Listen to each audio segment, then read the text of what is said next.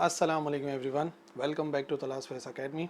मैं हूं मोहम्मद तलहा और आज जो हम लोग टॉपिक कवर करने वाले हैं वो पिछली डेरिवेशंस से बहुत ज़्यादा रिलेटेड है। मतलब ये है कि हमने जो पिछली डेरिवेशंस करी रेडियस की, एनर्जी की और वेवलेंथ की, वो क्यों करी, क्योंकि हमें बेसिकली स्टडी करना था एटॉमिक स्पेक्ट्रा। और आज का ये जो हमारा लेक्चर होगा पूरा उसी बारे में होगा और वो टॉपिक है the spectral series of hydrogen atoms.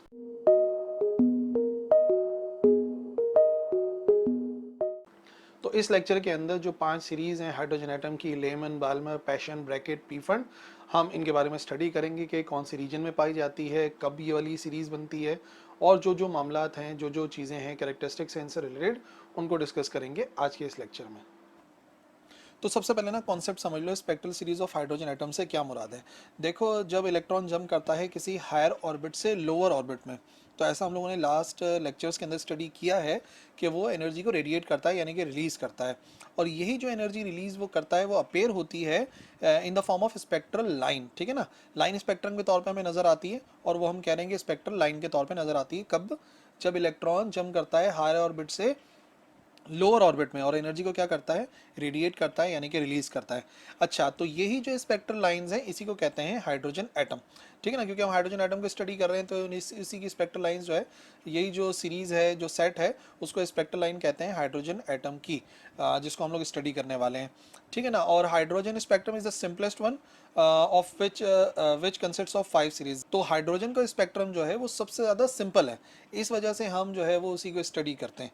ठीक है ना, तो ये बात मैं पहले भी आपको समझा चुका हूँ कि हाइड्रोजन की स्टडी इसी वजह से है क्योंकि वो सिंपलेस्ट ऑफ ऑल एटम्स है। तो भाई 5 सीरीज होती हैं जो कि मैंने इससे पहले ही बताया, लेमन, बैल्मर, पैशन, ब्रैकेट, पीफंड। अब बारी बारी समझ लेते हैं कि ये वाली सीरीज कब बनती है। तो पहली सीरीज कहलाती है लेमन सीरीज। लेमन सीरीज से मुराद ये कि जब भी कोई इलेक्ट्रॉन जंप करता है किसी भी हायर ऑर्बिट से फर्स्ट ऑर्बिट में, फर्स्ट ऑर्बिट से मुराद यानी कि ग्राउंड स्टेट में, तो वो जो रेडिएशन इमिट करता है वो इन फॉर्म ऑफ सीरीज होती है। ठीक है, और यही जो सीरीज है वो क्या कहलाती है, ये सीरीज कहलाती है लेमन सीरीज।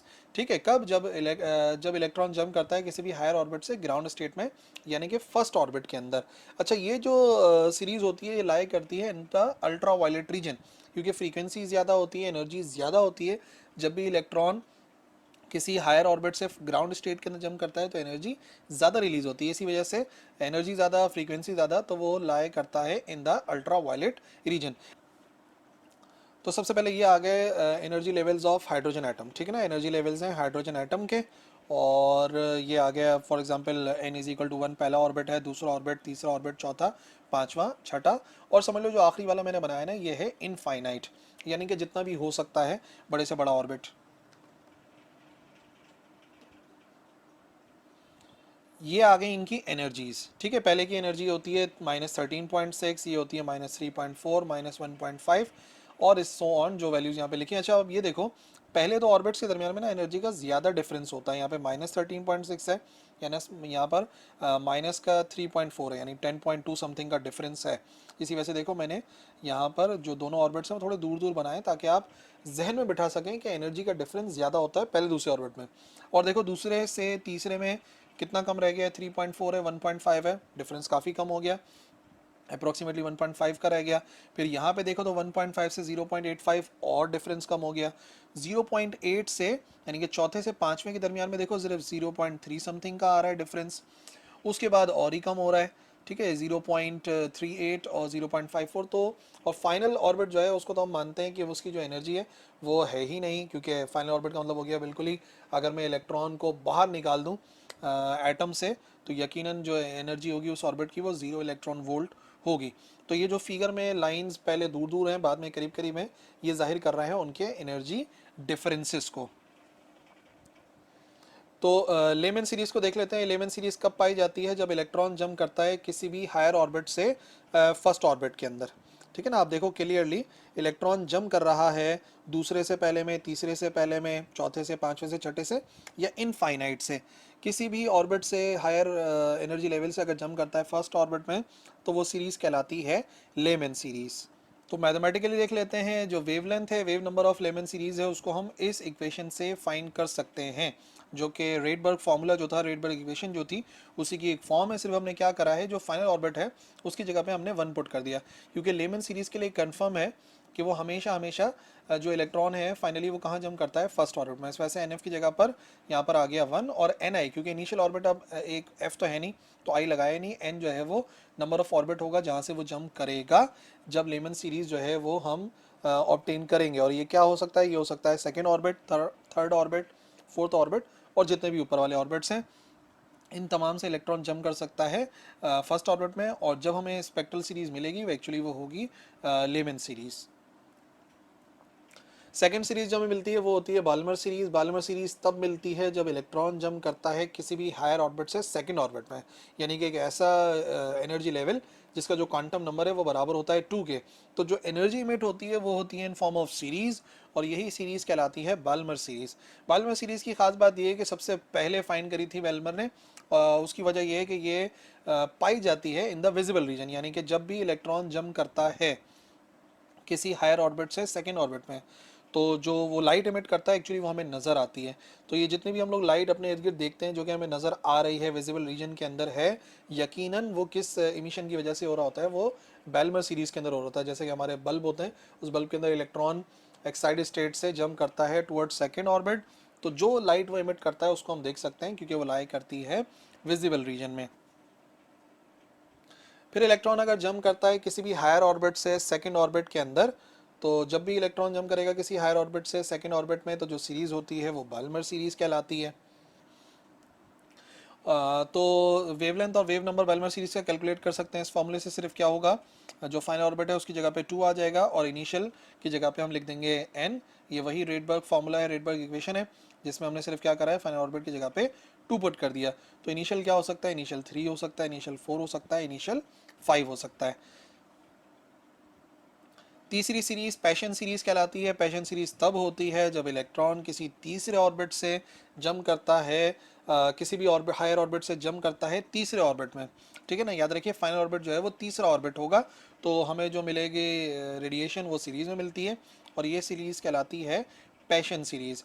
और पैशन सीरीज के अंदर एनर्जी का अमाउंट, फ्रीक्वेंसी का अमाउंट कम होता है और ये हमें मिलती है इन द इंफ्रारेड रीजन, ठीक है ना। इसको भी हम देख नहीं सकते, ये इंफ्रारेड रीजन के अंदर पाई जाती है। तो जो इंफ्रारेड एलईडी इमिटर होते हैं ना, जो कि आमतौर पर रिमोट कंट्रोल डिवाइसेस के आगे लगे हुए होते हैं, जहाँ से आप देखोगे रिमोट कंट्रोल के अंदर जब भी आप बटन को प्रेस करते हो तो लाइट नज़र नहीं आती है, एक्चुअली वो लाई करती है इंफ्रारेड रीजन में।